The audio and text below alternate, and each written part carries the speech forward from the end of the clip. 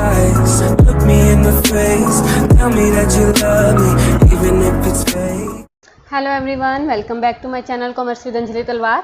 सो आज हम स्टार्ट कर रहे हैं न्यू टॉपिक हमारा एलएलपी। हम इस चैप्टर को स्टार्ट किया था हमने 11th क्लास की बिजनेस स्टडीज़ का चैप्टर 2 हमने स्टार्ट किया है, फॉर्म्स ऑफ बिजनेस ऑर्गेनाइजेशन, जिसमें हम सोल ट्रेड को एक क्लास में ऑलरेडी कवर कर चुके हैं, पार्टनरशिप की 2 क्लासेज लगा के उसको कवर कर चुके हैं, राइट। अब जो थर्ड आ रहा है 2.3 वो क्या है, लिमिटेड लाइबिलिटी पार्टनरशिप। एक बात ध्यान रखना, पार्टनरशिप और कंपनी ऑर्गेनाइजेशन के सिस्टम को मिला के एक मिडल वे निकाला गया जिसको हम कहते हैं एलएलपी। तो एलएलपी क्या है, एलएलपी एक पार्टनरशिप का ही तरीका है कि है तो इसमें फ्लेक्सिबिलिटी पार्टनरशिप वाली है, लेकिन जो एडवांटेजेस है कंपनी वाले, limited liability, separate legal entity, है ना, तो वो चीज़ें कंपनी के फायदे हैं। तो पार्टनरशिप प्लस कंपनी को बना के एक नया फॉर्म निकाला गया जिसको हम कहते हैं एलएलपी, लिमिटेड लाइबिलिटी पार्टनरशिप। ठीक है, इसमें जो लाइबिलिटी होगी पार्टनर्स की वो क्या होंगी, लिमिटेड होगी।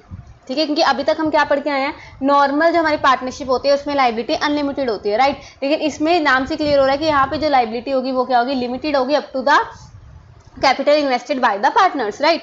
सो एलएलपी के फीचर्स हैं पार्टनरशिप का भी और कंपनी ऑर्गेनाइजेशन का। तो एलएलपी है क्या है, it refers to that form of business organisation जिसके पास दोनों के फीचर्स हैं, पार्टनरशिप के भी और कंपनी के भी। कैसे पढ़ो, कहता what is famous by the name of LLP is in fact a modern form of business organisation. इसके पास फीचर्स हैं दोनों के वही सेम, पार्टनरशिप और कंपनी। एक इंपॉर्टेंट वीकनेस पार्टनरशिप की ये थी कि उसकी अनलिमिटेड लाइबिलिटी थी, जिसके कारण लोग पार्टनरशिप में आने से डरते थे कि कल को पर्सनल प्रॉपर्टी भी सेल करनी पड़ सकती है अगर लॉस हो जाए। अनलिमिटेड लाइबिलिटी का मतलब क्या है कि अगर लाइबिलिटी जो है एसेट से बढ़ जाती है तो जो लेंडर्स हैं वो लोन इंडिविजुअली, पार्टनर से भी कलेक्टिवली जो है वसूल करते हैं अपना पैसा, है ना। सो जो लाइबिलिटी होती है पार्टनर की वो कैपिटल इन्वेस्टमेंट तक लिमिटेड नहीं थी, लेकिन एलएलपी में इस ड्रॉबैक को खत्म किया गया और जो लाइबिलिटी थी हर पार्टनर की लिमिटेड की गई up to the investment by him in the business. ठीक है, जैसे कि कंपनी ऑर्गेनाइजेशन में होता है वैसे इसकी सेपरेट लीगल एंटिटी है कि पार्टनरशिप एक अलग बात है और जो पार्टनर्स हैं वो अलग हैं। ठीक है, वो चीज़ आ जाएगी। पार्टनर जो इंडिविजुअली रिस्पॉन्सिबल नहीं होगा बाय अदर। ठीक है, और एलएलपी की अपने नाम पे एसेट होगी और पार्टनरशिप ऑर्गेनाइजेशन में स्पेशलिटी ये नहीं होगी। ठीक है, पार्टनरशिप ऑर्गेनाइजेशन में ये नहीं होता था, वो सारे मतलब जो फीचर्स हैं वो इसमें है।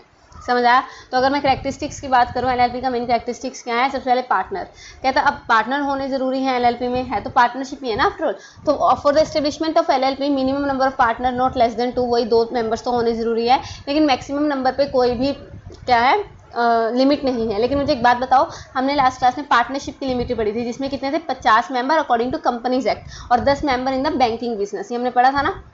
ठीक है, और जो है following can be partners in LLP. Normal partnership में इंडिविजुअल्स ही पार्टनर बन सकते हैं, लेकिन एलएलपी में इंडिविजुअल्स, दूसरी एलएलपीज या कंपनी, ये सब भी पार्टनर्स बन सकती है। अगर कोई कंपनी पार्टनर बनती है तो उसको एक पर्सन नॉमिनेट करना पड़ेगा जो उस कंपनी को रिप्रेजेंट करेगा, राइट, वो चीज़ आ जाएगी। फिर आता है कंट्रीब्यूशन। कंट्रीब्यूशन क्या होता है, कैपिटल लगाना। कहता कोई भी शेयर कैपिटल नहीं सीन होता इसमें। जैसे कंपनी में तो क्या होता है, शेयर कैपिटल होती है, जनता से शेयर्स मंगवाए जाते हैं, पैसे बेचे जाते हैं शेयर्स, है ना। लेकिन इसमें पार्टनर्स कंट्रीब्यूट करते हैं, ठीक है, इन वन फॉर्म और अनदर। और कंट्रीब्यूशन सेवरल फॉर्म से हो सकता है, कैश से, movable asset, immovable asset, contract वगैरह से अपनी कैपिटल वो लेके आ सकते हैं।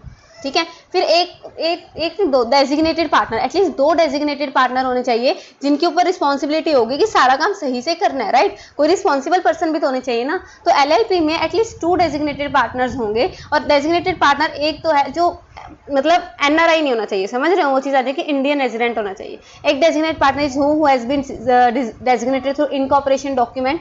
ठीक है, डेजिग्नेटेड पार्टनर रिस्पॉन्सिबल होते हैं सारे प्रोविजंस के। एलएलपी एक्ट 2008 जो हमारा बना उसको हम मान रहे हैं, ये चीज़ कौन बताएगा, डेजिग्नेटेड पार्टनर, उसके लिए स्पेशली पार्टनर्स जो है रखे जाते हैं। फिर डायरेक्टर आइडेंटिफिकेशन नंबर मिलता है उनको, हर डेजिग्नेटेड पार्टनर को एक डायरेक्टर आइडेंटिफिकेशन नंबर मिलता है। अगर कंपनी है तो कंपनी के पास ऑलरेडी डीआईएन होता है, डायरेक्टर आइडेंटिफिकेशन नंबर। ठीक है, डिजिटल सिग्नेचर्स होते हैं आजकल तो कहता है रजिस्ट्रेशन करने के लिए एलएलपी की बहुत सारे फॉर्म्स है, फॉर्म 1, ई फॉर्म 2, ई फॉर्म 3, ये सब चल रहे हैं। तो इन फॉर्म्स को ऑनलाइन ही सेंड किया जाता है और ऑनलाइन ही फिलअप होता है, ऑनलाइन ही डिजिटल सिग्नेचर होते हैं इन पे। ठीक है, तो वो सी बात आएगा कि इनकी जो रजिस्ट्रेशन की फॉर्मेट है ना सब ऑनलाइन है। ठीक है, और फिर लिमिटेड लाइबिलिटी, ये तो नाम से ही क्लियर हो रहा है कि जो पार्टनर्स की लाइबिलिटी है वो क्या है, लिमिटेड है। यही तो इसको दूसरी पार्टनरशिप से अलग करता है ना, कि जितनी उन्होंने कैपिटल लगा दी उतना ही मैक्सिमम उसको लॉस हो सकता है, इससे ज़्यादा उसके पैसे नहीं लगेंगे, डूबेंगे नहीं, है ना। और पार्टिसिपेशन की बात करें, अब कंपनी में क्या होता है, अब कंपनी की अगर मैं बात करूँ तो कंपनी में जो लाइक ओनर्स होते हैं, लाइक मैंने किसी कंपनी के घर बैठे शेयर्स खरीद लिए तो मैं उसके ओनर बन गई एक हिसाब से, ठीक है। और जो काम कर रहे हैं वो क्या, हमारा बोर्ड ऑफ डायरेक्टर या बोर्ड ऑफ मैनेजमेंट, वो अलग काम कर रहा है, समझ रहे हो। तो यहाँ पे क्या होता है, पार्टनर्स ही ओनर हैं और पार्टनर्स ही मैनेजमेंट है, तो ये फर्क भी है इसमें, ठीक है, ये ध्यान में रखना। सो इसमें पार्टिसिपेशन क्या है, जैसे कंपनी ऑर्गेनाइजेशन के साथ होता है वैसे नहीं, LLP में हर पार्टनर एक्टिवली पार्टिसिपेट कर सकता है पार्टनरशिप बिजनेस में। शेयर होल्डर्स जो है पार्टनर्स नहीं होते, क्योंकि शेयर होल्डर वाला केस भी नहीं होता है। इसके बाद सेपरेट लीगल एंटिटी का मतलब क्या है, there is a difference between the firm and the partners. की पहले हम क्या कर रहे थे कि अगर पार्टनरशिप पे केस होता है तो पार्टनर्स को भी सजा मिलेगी, और पार्टनर्स पे केस होता है तो पार्टनरशिप ऑटोमेटिकली बंद हो जाएगी। लेकिन यहाँ पे क्या है कि LLP and partners are different, समझ रहे हो, वो अलग है, वो अलग। अगर इस पे केस हो रहा है तो इनको इंडिविजुअली कोई सजा नहीं मिलेगी, ठीक है, personally. So separate legal entity होती है कि LLP और उसके members both have a separate entity, कि partner of the firm individually not collectively responsible नहीं है किसी काम के लिए। अगर केस होता है पार्टनरशिप पे तो जो सजा है वो पार्टनरशिप फर्म को मिलेगी, ना कि पार्टनर्स को मिलेगी। ईजी। और क्रिएशन कैसी होती है, LLP एक्ट 2008 बना, इसके लिए ऐसे बताओ, इंडियन पार्टनरशिप एक्ट 1932 था, सोल ट्रेड के लिए अभी तक कोई भी एक्ट नहीं था, राइट। लेकिन इसके लिए क्या बना, LLP एक्ट 2008 बना, जिसको हम ध्यान में रख के प्रोविजंस को इसको क्या करते हैं, रजिस्टर करवाते हैं, और इसका रजिस्ट्रेशन कंपलसरी है। परपेचुअल सक्सेशन क्या होता है, मेंबर्स में कम मेंबर्स में go but the company must go on. ऐसी सेम LLP में होता है कि पार्टनर्स आएंगे, पार्टनर्स जाएंगे, उसका पार्टनरशिप पे कोई फर्क नहीं पड़ेगा नए पार्टनर्स का आने से, ओल्ड पार्टनर्स का जाने से, ठीक है। और बॉडी कोऑपरेट, कि LLP एक बॉडी कोऑपरेट है, मतलब एक तरह की कहते हैं ना कि बॉडी कोऑपरेट कौन होती है, जो ऑर्गेनाइज्ड फॉर्म है, और मतलब जो इनकॉर्पोरेशन होती है, इसकी रजिस्ट्रेशन कंपलसरी है ना। तो on the very basis body cooperate हम किस किस को कहते हैं, like company, foreign company, corporation, structure, या LLP को हम क्या कहते हैं, बॉडी कोऑपरेट कहते हैं, जिसकी सेपरेट लीगल एंटिटी होती है, ठीक है। अब लास्ट रह गया हमारा, क्या कहता है, पार्टनरशिप और LLP में, पार्टनरशिप में और लिमिटेड लायबिलिटी पार्टनरशिप में क्या डिफरेंस है। सबसे पहले एक्ट, अगर मैं एक्ट की बात करूं, इंडियन पार्टनरशिप एक्ट 1932 है, इसका LLP एक्ट 2008 है। इसका रजिस्ट्रेशन करवाओ ना करवाओ मर्जी है, करवाओगे तो तुम्हें बेनिफिट है केस वगैरह करने में। इसका रजिस्ट्रेशन कंपलसरी है, राइट। क्रिएशन की बात करें तो इसमें क्रिएशन होता है थ्रू कॉन्ट्रैक्ट, क्योंकि कॉन्ट्रैक्ट जैसे एग्रीमेंट आए, पार्टनरशिप डीड बनाई, हमारी पार्टनरशिप शुरू होगी।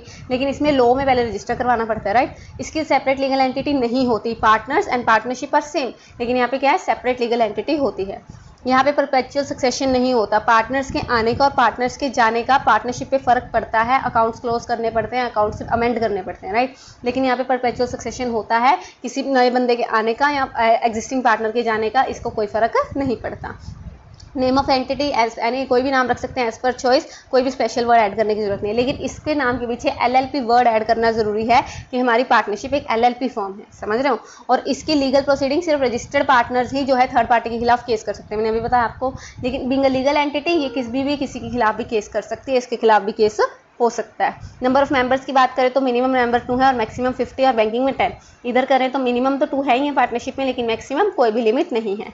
लाइबिलिटी, पार्टनर्स की अनलिमिटेड लाइबिलिटी है, यहाँ पे पार्टनर्स की सबकी क्या है, लिमिटेड लाइबिलिटी है। एजेंसी रिलेशनशिप, कि अगर मैं कोई भी काम करती हूँ तो बाकी पार्टनर्स को भी उसका जो है हर्जाना भुगतना पड़ेगा, ये होता है ना पार्टनरशिप में। तो हर पार्टनर एजेंट होता है बाकी पार्टनर्स का, लेकिन यहाँ पे हर partner as an agent work करता है LLP का, not different for different partner, समझ रहे हो। अदर पार्टनर्स के लिए नहीं हम एज अ एजेंट वर्क कर रहे हैं, हम सिर्फ LLP के एजेंट है, आपस में हम एजेंट प्रिंसिपल वाला रिलेशन नहीं है, समझ आया। तो ये था आपका छोटा सा टॉपिक आज का, इसको करो, मिलते हैं नेक्स्ट क्लास में, next lecture. Thank you so much. Tell me pretty lies, look me in the face, tell me that you love me, even if it's fake.